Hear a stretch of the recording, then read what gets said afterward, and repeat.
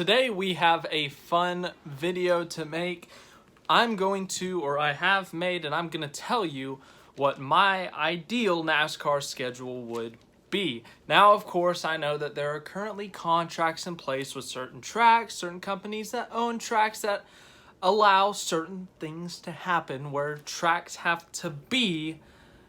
But in this world, this universe, there are no contracts. We can do whatever we want. This is for fun. This is purely fun. So I'm going to tell you my schedule. I'd love to hear what you guys think of the schedule, what adjustments you would make, or just give me your own schedule. So yeah, we kept some classic dates in their places. We switched some things around, and we added some tracks back. Might have taken some away. I can't remember. But one of the big changes I made before I even start talking about this, and this might rub some people the wrong way, every track is only on the calendar one time. Yes, that is right. Whereas today we have multiple tracks, a lot of tracks that have two dates. Daytona, Talladega, Martinsville, Bristol. Those are probably the only ones I'd keep with two dates anyways if I were to adjust that in. But other tracks, Kansas, Darlington, Atlanta, all these tracks have two dates. And we see sometimes when it comes to fans in the stands, we see that like for Bristol, for example, before they turned it into dirt, the spring date did not have that many people attending, whereas the fall date was always full. Well, I think if every track has one date and one date only, then more people would show up to it because it would be more special. It would be more of a, okay, now I have to go for this date, that kind of thing. But the only exception I will say is the tracks that have, like Charlotte has its road course and its oval. That's like the only track, or three tracks. Three tracks have rovals, okay? Spoiler alert. And those are the only three tracks that have repeats. The ones with an oval and a road course. So, yeah, that is it. Anyways, let's go through the schedule. Starting off, I didn't do any like exhibition races like, you know, an all-star race or a Clash. But the Clash, I like the football stadium idea, so that's cool. Anyways, Daytona 500. This is based off the 2023 calendar. President's Day weekend, as always. It's going to be February 19th. I thought about moving the Daytona 500 to somewhere like Sonoma, the Daytona 500 at Sonoma, it has a better ring off my ear, but no, not really. I mean, that's obvious. Daytona 500, keep it where it is. Then we go to the West Coast swing, and I have switched up the West Coast swing a bit. Phoenix moves back to the second date of the season. It used to be that a long time ago, probably a decade ago. But it returns as the second race of the season. Then we go to Auto Club the next week, and I think Auto Club would stay as the 2-mile track versus the planned half-mile, quarter-mile, whatever they were planning to do for the short track. I think you keep it as a 2-mile track, and you move that date to the third race of the season. So Auto Club's going to be the third race of the season after Phoenix. And then this is the first big change. This race is usually in the summer. It's usually kind of dry and it's brown looking, but you always see pictures of it in the spring, and it's got beautiful grass. It looks amazing. Sonoma. We are moving Sonoma from about June 12th to June 15th every year to March 12th. Sonoma is going to be the fourth race of the season for the NASCAR Cup Series and my scheduling thing. Just because I think, you see all these pictures and Sonoma's bragging, oh, look how pretty our track is. Look how amazing it looks. Well, it doesn't look like that in June. Like, no disrespect, it's a really fun track. I really enjoyed that road course, but I want to see it in its full beauty. I want to see it when it's green and pretty and fun. So Sonoma moves up to the fourth race of the schedule, March 19th or March 12th. Then on March 19th, we are going to go back to the East Coast, or east, really, not technically the coast. We're going to go to Atlanta. I don't know if it's going to be a super speedway, if it's going to be a speedway, what they're going to do with the cars. I don't really care.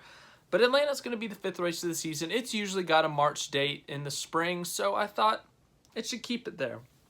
Then next up, this is usually where the Texas spring date used to be. This year it was COTA.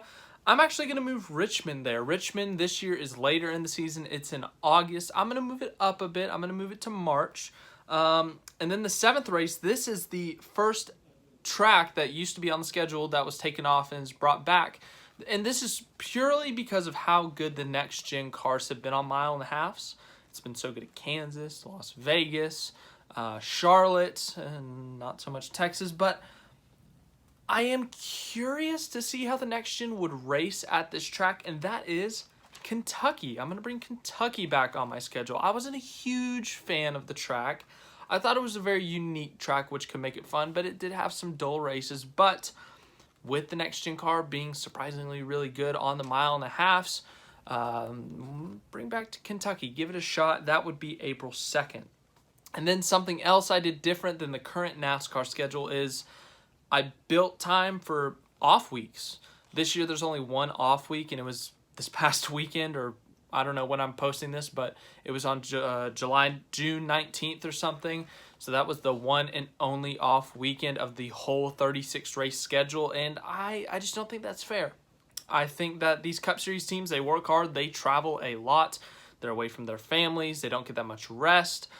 I think you got to give them more rest. I shortened the schedule just a little bit, but with that shortened schedule, I was able to build in some off weeks. I think I have 4 or 5 actually, but the first one would be April 9th on Easter. That would be the first off weekend.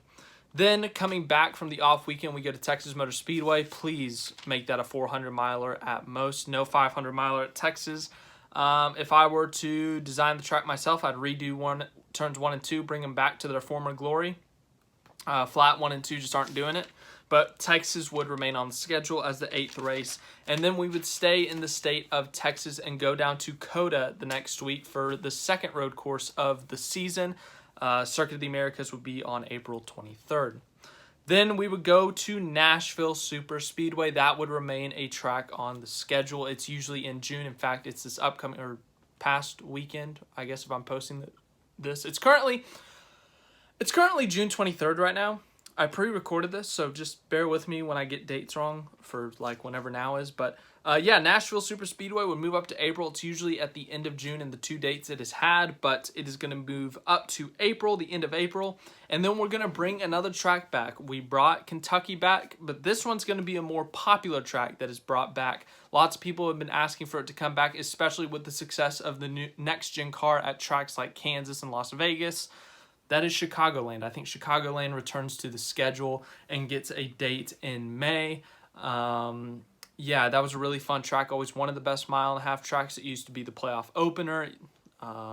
Used to be in the summer at some points, but I think the beginning of May, that would be a nice, good mile-and-a-half to put in there. The other mile-and-a-half we've had so far is Kentucky and Kansas. I guess technically Atlanta, but I don't know what they're doing with that. And then after that, Dover would keep its approximate calendar date. It would be on May 14th. Gateway would move up a few weeks to May 21st. Charlotte, the Coca-Cola 600, we're going to keep that on Memorial Day weekend. We're going to keep that on May 28th. And then we're going to go to a track that used to have 2 dates, but it got a date taken away. But they used to be in June and July. I'm going to move this date back to June. Pocono is going to be on June 4th. It's going to be at the beginning of the month. Then this is another track that used to have 2 dates on the schedule, one of them being in June, the other one being at the beginning of August. And this year, I believe it's in August as well, but we're going to move it up to June. June 11th is going to be Michigan. Then we're going to have 2 off weeks. 2 off weeks for the NASCAR Cup Series. One of them being Father's Day, and then the other just being an extra week off, just kind of give everyone a break, give everyone some relaxing time. I know NASCAR fans aren't going to like it. They're, 2 weeks off, what are we going to do? Why can't they just race? Get over it. These are people driving the cars, working on the cars, traveling. They need their breaks. So I'm very generous with my schedule. They get big, beautiful breaks. 2 weeks off for the 18th and the 25th, and then for July 4th weekend. We are going to do the most American thing possible. Okay, maybe not the most American thing, but when you think of the United States of America and racing and you're not from America, what do you think of? You probably think of turning left. Yeah, if you said that, that's probably one of the first things. But next up, you might think of the Indianapolis 500. The Indianapolis 500 may have already happened, but we're going to go to an iconic track. And we're going to use the oval again. I always like the Indianapolis oval, maybe because I'm a Jeff Gordon fan, and Gordon won there a lot. Regardless of that point, I actually liked it. Yeah, sure, it had a few boring races, especially there at the end, but it had its moments. 2014 was a really good race, which once again, that was Gordon bias potentially. 2017, it may have been Crash Fest, but it was pretty interesting, to be honest, and pretty fun to watch. Let's see here. 2011 with Paul Menard winning the fuel mileage. That was a fun race. So it's had its moments. It's fun races. It's an iconic venue. I think it's a crown jewel. So yeah, I think Indianapolis, the Oval, should make a return. And then our first repeat track, Indianapolis, is going to have the road course the next week. So we're going to go to the Oval on July 2nd, and then they are going to stay in Indianapolis or go back to Charlotte, get their road course cars, and come back. Whatever it may be, and yeah, July 9th, we're going to go back-to-back at Indianapolis, but it's going to be the Oval, then the road course. So, yeah, I thought that might be a fun idea. Then July 16th, we're going to go to New Hampshire. That's the approximate date for it right now. I think this year it's the 17th, so it's that same weekend. We're going to move Watkins Glen up a few weeks to go to July 23rd. And then, this is weird, I know, and it's not exactly the most exciting playoff cutoff race, but road courses produce weird winners sometimes. I thought about flipping Watkins Glen and Road America, but you know, Watkins Glen's Watkins Glen, and Road America's, it's a newer track, and you know, it had a lot of hype around it last year. As the regular season finale, I'm going to have Road America on July 30th. A very unique track, a long track, as I said, could produce some weird winners, potentially. You know, we have Daytona as the playoff cutoff right now, which is a really fun race, but as I said, I don't want repeat tracks, so Road America is going to be the cutoff. I did consider putting Watkins Glen as the finale, but opted not to. So if you think it should, let me know. And then we go to the playoffs the next week. Just kidding, we don't. Every single team is going to get a week off to prepare for the playoffs and get some rest, kind of recharge the batteries, if you will, refuel the car. Ha ha ha, car jokes. And August 6th is going to be an off week. So that is the last off week of the season. As I said, 4 off weeks. One for Easter, one for Father's Day, then the extra week after Father's Day, and then the week before the playoffs. Everyone gets one last break. So, yeah, as I said, big fan of giving these guys breaks. But then we go to the playoffs in this playoff opener. I hope you liked it. If you don't like this, I'm very sorry. Nashville Fairgrounds. It's not going to be ready by next year, but this is a for fun schedule. If everything worked out perfectly, every track was ready, Nashville Fairgrounds would be my playoff opener. Also, we haven't talked about it, but night races, these are not like exact dates, but like night races, some of these races would be at night, Saturday night, just, you know, move it up the day before. So like, let's see here. I don't know, one of these would be a night race. Anyways, if you wanted Fairgrounds to be a night race, it would be the 12th. Anyways, Nashville Fairgrounds as the playoff opener. There's been a lot of excitement, a lot of hype behind this track. People seem to love this track and, you know, want this track on the NASCAR Cup Series schedule. It's a short track, which is what NASCAR fans have been asking for. And if it truly is that good, I say give it one of the biggest dates on the schedule. Give it the playoff opener. The middle race in the round of 16 would be another track we're bringing back, and that is currently being revived, actually. No plans for NASCAR at the moment. But if it were, give it to North Wilkesboro. North Wilkesboro is the middle race of the round of 16. Then on August 27th, that's right, we're in August in the playoffs, people. Like, how is this not awesome? We're going to go back to a track. It's going to be a repeat track, and that is the Charlotte Roval. The Roval has always been a great cutoff race. We've seen so many iconic moments as the cutoff race. Of course, that first one with Jimmy Johnson trying to pass Martin Truex Jr., spins himself out. He was 8 points to the good. Then he missed the cut because he spun himself out, and Blaney won. Then in 2019, Chase Elliott drove straight into the wall. Then he won, came back and won. 2020, man, I don't think much happened. Oh, Ty Dillon won a stage in 2020. Timmy Hill got a top 5 in that stage. 2021, last year, Larson won after having battery issues, and then there was a whole Elliott-Harvick feud. So, I mean, the Roval has had its crazy moments, and as a cutoff race, I think it's a great cutoff race. So, There's no reason that it should not be a cutoff race, even though I hate this current format of playoffs. If we're going to do this format of playoffs, we're making the Roval a cutoff race. Darlington's going to keep its iconic September date on Labor Day weekend as the opener for the round of 12 on September 3rd. Then on September 10th, or September 9th, technically, is going to be the Bristol Night Race, the iconic Bristol Night Race, I guess we'll call it. Bristol, this is its one and only date on the calendar. It's going to be pavement, obviously. But keeping this race at night, the Bristol Night Race is one of the most iconic races in NASCAR. It's arguably a crown jewel up there with the 500, 600, in my opinion, the 400 of Brickyard, the Southern 500. So I think the Bristol Night Race is up there in terms of crown jewels. I know a lot of people think the same. And I currently like the September date. I know it's a cutoff race in the current playoffs, but I think it would work as a good, what did I say this was, a middle race? Yeah, as a middle race. And then we have... Then the cutoff race for the round of 12 will be Kansas. Yeah, I think that's a good weekend for it, September. And the date is a cutoff. You know, Kansas has been a cutoff race before. It's had some moments where it's been pretty crazy and stuff. I think it was 2019. Chase Elliott entered the race 25 points out, and he made it by 1 point. Joey Logano crashed and almost missed it on the last lap.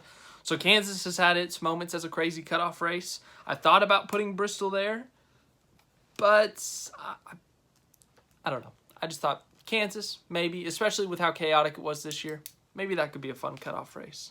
Then the round of 8 opener on September 24th.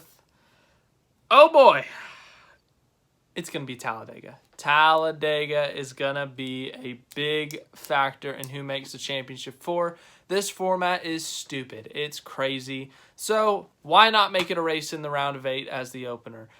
So all those playoff guys are going to have to play very conservative in this race for sure. Only 8 of them. You can't lose points here. So definitely would be different strategies for those guys, and I think it could make it for a very interesting race. Plus, it could factor in for a fun winner, a new winner, someone who hasn't won as much, because all of the bottom guys of the playoffs will be eliminated to this point. So, yeah, Talladega, September 24th as the opening race for the round of 12 or round of 8. And then the middle race is going to be Homestead on October 1st. This year it's in the middle of October, so it moves up a couple of weeks. Then the cutoff race will remain at Martinsville. I love Martinsville as a cutoff race. Yeah, it's been a really good cutoff race. 2020, you know, the whole Harvick having to wreck Kyle Busch and he failed. You know, Logano, it wasn't a cutoff race, but Logano making the move to get the win in 2018. So in the round of 8, Martinsville's been a great track, but as a cutoff race, I think it's been really fun. The next gen race there sucked, ironically, but I think they can fix it. I think they can get it better. So Martinsville's going to stay as the cutoff race for the championship. And then the championship. A couple years ago, I did a video like this. I didn't know much, to be honest, you know, about scheduling and contracts. So I just kind of made a bunch of stuff up. I did repeat tracks. I did 7 dates for one track. I don't know what I did. I haven't watched it. It's been 4 years. But I remember what I put for the championship race. I thought I made a pretty good case. And I still think it would be a really good championship race. It's a 1.5 mile track. It's in a pretty big city that's known internationally. And it's known by a lot of people. And it's a tourist destination to an extent. You know, you'll figure it out once I say it. It had a great race this year. The facility I have been to, and it's a pretty nice facility. The garage I have not been to, but the garage has been modernized, updated for the fan experience. So it is built for that, just like what Phoenix did when they got the championship. But this track already has it done. The grandstands are good. It's a good, solid track. It's got a beautiful view if you're in the grandstands. They got mountains. You can see the iconic part of the city from turn 4. I am talking about, of course, Las Vegas Motor Speedway. I know the current track that hosts the finale. They've been NASCAR-owned tracks, Homestead, Miami, Phoenix. But SMI, if they can somehow manage to get that championship race, Las Vegas Motor Speedway is the place to do it. That is right. Las Vegas, as I said, it's a tourist destination. People go there for fun. They have a great time. It is a bit of a chaotic city, yes, but you know, you can see the strip from turn 4. It's got a beautiful mountain range right behind the racetrack. This is a time of year it doesn't get too cold over there, maybe at night, but the current championship is already on West Coast time, so you don't have to worry about that. Start the race at 1:30 Vegas time, so that would be what, 3:30 Central, 4:30 East Coast time. Or if you really wanted to, you could start at 3:30 Vegas time, and you could have it go into the sunset like they did at Miami. But I just think this is such a good destination. The racing there this year was incredible. It's a good, solid 1.5-mile track. As for the fan experience, it's got a great. The grandstands are great. They're fun. You know, some of the grandstands, they got, you know, the little things in front where you can put your cup. They got a lot of leg room in certain areas of the track. You know, the garage, as I said, I haven't been to it, but they have updated it a lot. You can go watch a vlog there from someone. I think Eric Estep did it, so go watch his video on that. And then as for the other things, I mean, you know, as I said, the racing, I mean, it's really kind of a perfect combination to put as a championship race. Great racetrack with great racing. The fan experience is great for the grandstands, and I'm sure for the garage as well. It's got a beautiful view. It's not like you're just staring at open fields. You got a big mountain behind. You got an airstrip right there where planes are flying in all the time, military base. And then, you know, you can see the strip from parts of the track. So it's a beautiful view. It's a cool venue. It's great racing. I think that would be a great championship location. I said it 4 years ago. I say it again today. Las Vegas Motor Speedway would be a great location for the championship race. Only conflict I have here is in my F1 schedule, which, spoiler alert, that's going to be a video. Yeah, it conflicts with the Canadian Grand Prix.